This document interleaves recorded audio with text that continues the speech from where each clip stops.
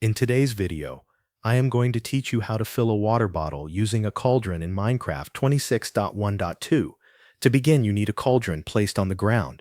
Once the cauldron is in position, fill it with water. Make sure the cauldron actually contains water before moving to the next step. If it is empty, the bottle will not fill. After that, equip an empty glass bottle in your hand.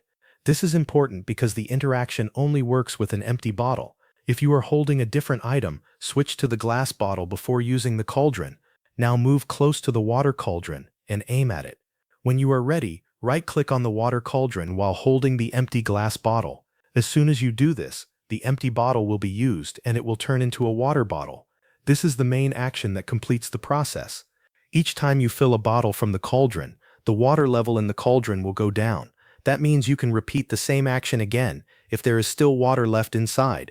Hold another empty glass bottle, right-click the cauldron, and it will fill again. Keep doing this until the cauldron is empty, or until you have made the number of water bottles you need.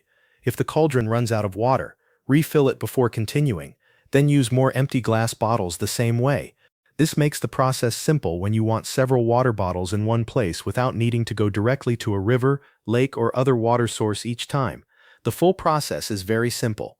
Place the cauldron, fill it with water, hold an empty glass bottle, and right-click the water cauldron to create a water bottle. Then repeat the action for as long as the cauldron still has water available. This method is useful when you are preparing for brewing, storing supplies, or just making water bottles quickly in your base. As long as you have a water-filled cauldron and empty glass bottles, the process works the same way every time. That covers everything you need to know.